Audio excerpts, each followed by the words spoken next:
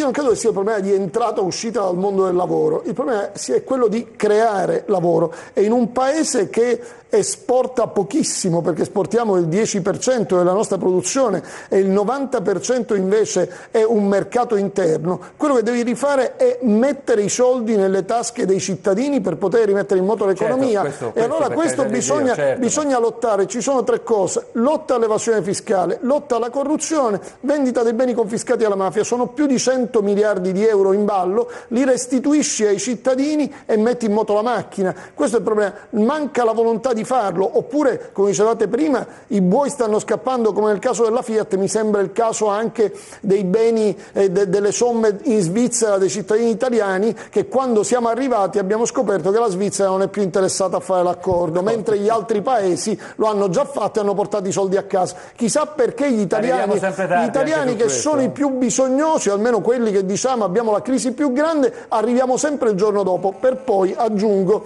vendere le poste, no? Quindi noi non lottiamo la corruzione, basterebbe mettere per esempio una moneta elettronica per i pagamenti superiori a 100 euro e così limitare l'evasione fiscale. Questo noi non lo facciamo, di contro vendiamo le poste italiane, che voglio ricordare non sono una stanzetta dove vai a imbucare una lettera, ma sono la più grande banca che raccoglie in Italia più risparmio di tutti, cioè metti in gioco i risparmi dei cittadini italiani da svendere probabilmente al primo che passa.